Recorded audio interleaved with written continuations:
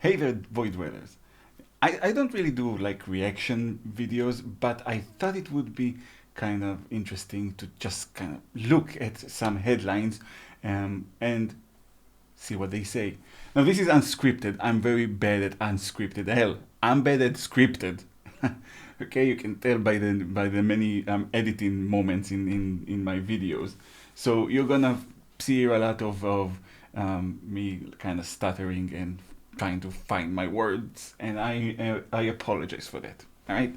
So yeah, I thought we could look at some of the headlines around the world. Let's start with my favorite, the BBC. Iran says it has right to defend itself after Israeli strike kills 2 soldiers.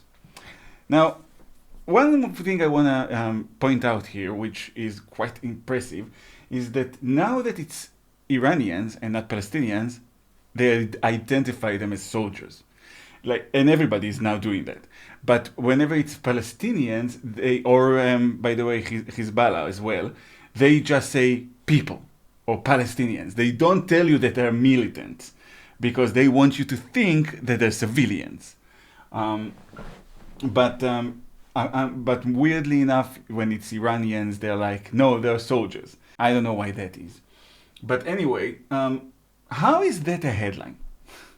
That's one of my main issues with the media in general. How is that a headline?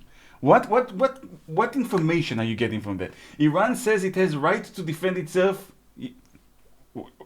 I didn't need you to tell me that. I could tell you that they say that. And let me give you another headline, BBC. Israel says it too. So does the UK, the US, France, Zambia, I don't know, Egypt, China, Japan. Every fucking country says that they have the right to defend themselves. All right? That's not news. Why is that a headline? Because they want to say that Iran might retaliate, which is not only cowardly and stupid as a reporter to not just say that, but it's also very unlikely. It's just bad analysis. Like, we have here another article from the BBC says, what we know about Israel's attack on Iran? Not much. You guys don't know much about anything. You guys are pretty fucking stupid.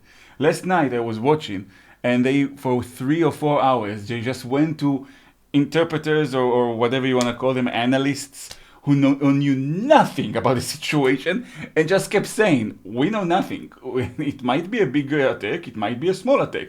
They might retaliate, they might not retaliate. We'll have to see, and we won't see, but we'll have to wait and see. But it all depends on if it's a big attack or if it's a small attack, or if they retaliate or if they don't retaliate. It was fucking insane. 4 hours of this bullshit. They didn't say anything. And that's the BBC for you. Which is not surprising, by the way. The BBC is so inept in everything they do. And let me tell you an example.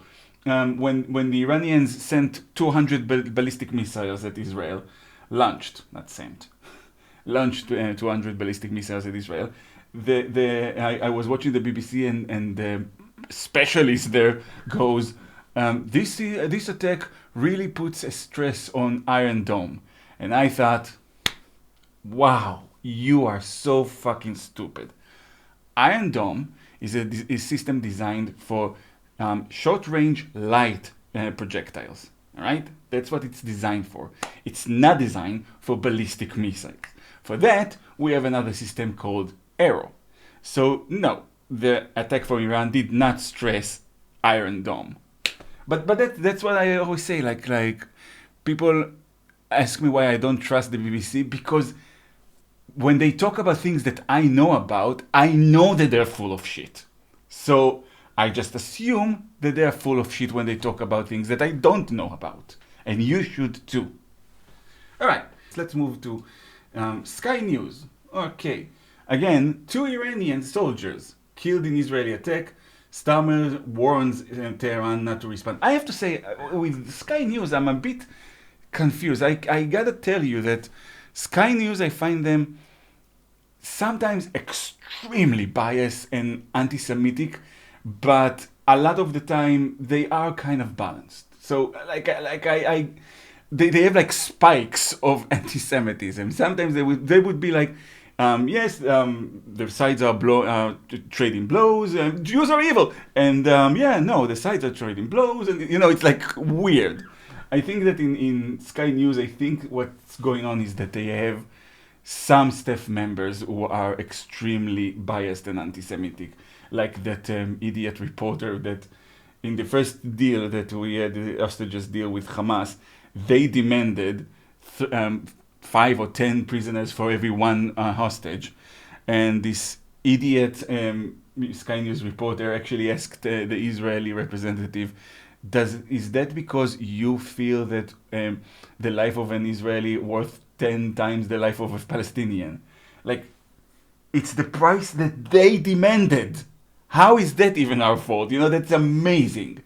And, if the UK had actually journalism, then she would have been sacked immediately. That is beyond stupid. That is an evil question.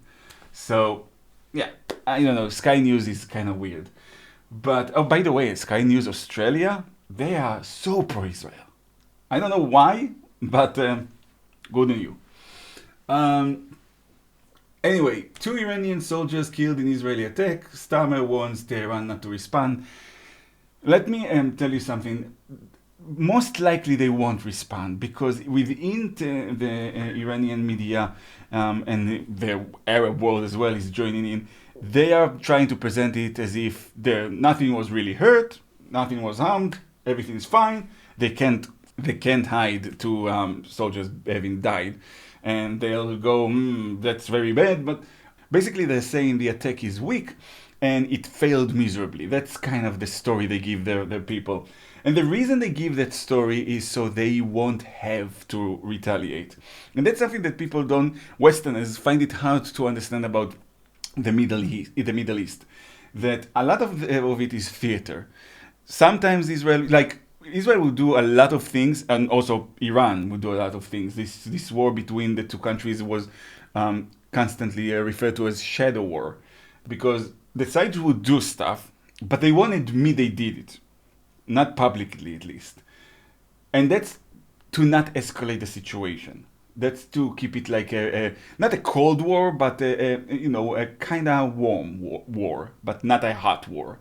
Because Israel would strike something like a convoy or whatever of weapons in Syria or whatever, and Israel will not say that it did it. And if asked, it would be like, we don't know what that's about. But the Iranians know who did it. Everybody knows who did it. But if we don't say that we did it, then the Iranians don't lose face in public, and therefore they don't have to retaliate. And if you're thinking that's fucking idiotic, you're absolutely right. War is idiotic, the human race is idiotic, and that region is specifically idiotic. So yeah, the most likely, and that's by the way why Israel and the United States they insisted that Israel will not attack any nuclear facilities or oil or infrastructure or the actual the lives of the actual regime, which I'm not sure was a good call, but all right. The reason for that is because the idea was we have to retaliate to the attack, otherwise there's a precedent there which gives them the ability to attack again. The Middle East is all about, again, it's all about theater. You have to show your teeth. You have to say this retaliation was actually, I think, more aimed at embarrassing the regime more than anything else, and just kind of saying, back off. There's more to come if there's need for it. And the regime now is like, that was a failed attack, and if it's a failed attack, you don't need to retaliate. So they probably won't retaliate. I honestly, personally, my layman opinion is that they're not going to. But what else do we have here? How to sit together on a flight without having to pay anything. Now that is news. I want to know what that is. How to sit together on a flight without having to pay anything. Pick your airline carefully and book seats at the same time. Is there anyone out there that didn't know that? I mean, are there people out there who like book their flights on different airlines in different times and are like, why aren't we sitting together? What kind of a fucking stupid advice is that? Alright. Let's see what CNN are saying. Israel strikes Iran in high-stake retaliation. I love the drama. High-stake retaliation. CNN, they usually feel like they think they're an NBC drama, right? Like everything is like, whoa, relax. High-stake retaliation. If anything, I'd say it's a bit boring. I mean, I'm glad it was done because, again, we couldn't have had that precedence of them just shooting at us, you know, whenever they want. They crossed a line there that had to be answered. I gotta tell you guys, like, in general, I feel like Israel will come out much better at the end of this war, because our ability to deter our neighbors has really gone to shit, thanks to our glorious prime minister. And I think that after this, you know, all the bastards that are not with us anymore, Sinwar, Nasrallah, all those Iranian generals, and then also, by the way, Nasrallah's successor is dead also. And yeah, Sinwar's brother is kind of spoke of as the guy who will take over. Yeah, he's about to die also. Yeah, it's just a matter of time. And you know, Hamas is in ruins, like 20,000 dead. And Hezbollah is in ruins. I mean, they're still firing, don't get me wrong, they're firing every day. But they lost tons of soldiers and equipment, launchers. We uncovered like tunnels and preparation for invasion on the north border. If they had joined the 7th of October, I don't know what would have happened. I think the Americans would have to have boots on the ground to support Israel in order to take back territory. And the death toll would have been like in the thousands and thousands and thousands. It would have been catastrophic. So in a way, we're really lucky to have that opportunity to go in and clean the area, because now they won't be able to do that. We uncovered everything and we took everything and blew up the tunnels they dug. So yeah, that's not happening anymore. The Israeli military said it hit precise military targets in an attack which Iran said caused limited damage. There you go. All right. The IDF says the truth, that it hit real targets. They are going, it was nothing. And, you know, everybody can go home with with the point made across, and nobody loses face, and things can now go back to the proxy wars, which is how Iran loves to operate, by the way, through her proxies, through Hezbollah, Hamas. The problem is that now Hezbollah and Hamas are falling apart in front of their eyes. That was supposed to be their ring of fire around Israel. That's the idea. And in Yemen, you have the Houthis as well. You gotta understand something also that the Westerners don't get, that the Iranian regime has been talking about destroying Israel for 45 years, and they put it as like an unbelievable, unshakable, you can't shake them from that, like a goal that kind of defines them. All right, it's like like an anti-Semite and a kafir. They can't shake it. It's part of them. That's a horrible joke, because the kafir is actually just a traditional Arab article of clothing, and the idiots in the West, those pro-antisemitism, who call themselves pro-Palestinians, but they're pro-antisemitism, they don't give a shit about the Palestinians. They just took it, it's just cultural appropriation. They took it and they made it a symbol of their hate and malice. and I shouldn't really play along with it and pretend that that's what it is. It's just a traditional Arab article of clothing. That's all. Anyway, what were we talking about? These Haley voters in Pennsylvania are not coming home to Trump. All right? So, what are you telling me here? I don't know. It's one of those stories that, they're not really meant to give you any information or on anything, really. It's just entertainment. That's all. Like, if you are a Harry supporter, then you're going to go, oh, I'm going to click on it because I'm winning. And if you're a Trump supporter, you're going to go, oh, those idiots are not voting for Trump. Ah! And you click on it too. It's just clickbait and bullshit. And that's like 90% of the media. That's what it is. It's just nonsense. There's no such thing as journalism. This idea of the investigative reporter, that's bullshit. That's only Hollywood invented it. That doesn't exist. All right? Even the guys on that do the Watergate thing, they always people refer to them, oh no, these are serious journalists. These are fuckers that made tons of money from that crap.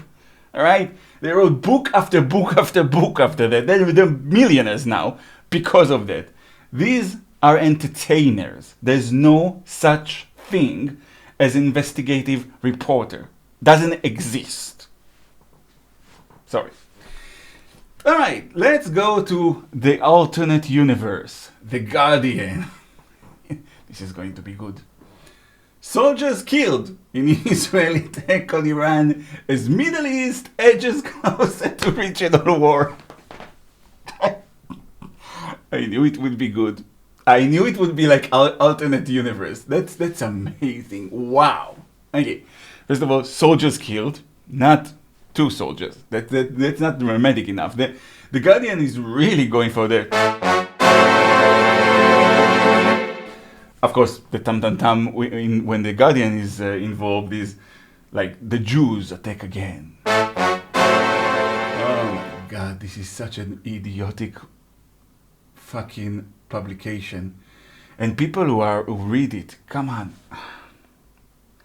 I keep forgetting that half of the population has lower than average IQ. And that is who reads this kind of crap. The Middle East edges closer to regional war. No, it actually moved a little bit farther from regional war. I give the BBC a hard time because they are publicly funded. But if the BBC doesn't know what they're talking about, The Guardian, the BBC are stupid. And yeah, they're evil also. They're anti-Semitic and they are running Hamas propaganda, and I think they've crossed the line to the criminal and should be charged. But The Guardian, that's at another level. The Guardian, that's fiction. 90% of what you read, even if it's not politics, it's fiction. They make shit up left and right. It's unbelievable. Oh my God, and look at that. That is appalling and disgusting and dangerous. The first headline says, this mother made 6 attempts to raise the alarm about her sick toddler. Doctors told her he'd be fine. They were fatally wrong. The death of her son highlights the dangers of medics ignoring parental concerns. If you talk to... Let me explain something to you. My mom is a nurse, a retired nurse now, but she was a nurse for 35 years. So I grew up knowing a lot of nurses and doctors, and I heard a lot of what's going on in ER. If doctors dropped everything and examined and listened to parental concerns, people would die. Nothing would get done, and people would die. Because parents are panicky, they are afraid, they think every little cough, every little thing is like something horrible. Now, doctors are not gods. They're not perfect, and it's horrible when something like that happens, when they miss something. It's horrible for the doctor also, by the way. It can ruin a life for the doctor as well, not just for the patient and the family. It's horrible all around. This attempt to blame doctors for something like that is so fucking immoral and unbelievably dangerous. And as if like doctors don't get enough shit already. You know that doctors get attacked, nurses get attacked, like physically attacked by patients, by their families, the very people they're trying to help. Do you know what a stressful, what hours they have to work? I mean, and you know, in the UK they pay them shit, all right, and you know conditions are horrible.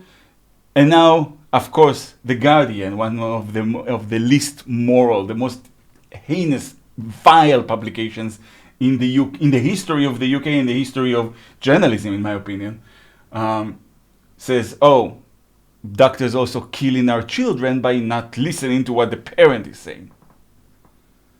Honestly, Guardian, everyone who works there, fuck you, all right? With the passion, fuck you. Anyway, I think I had enough of this little stroll down media lane. That's not how I want to spend all of my day.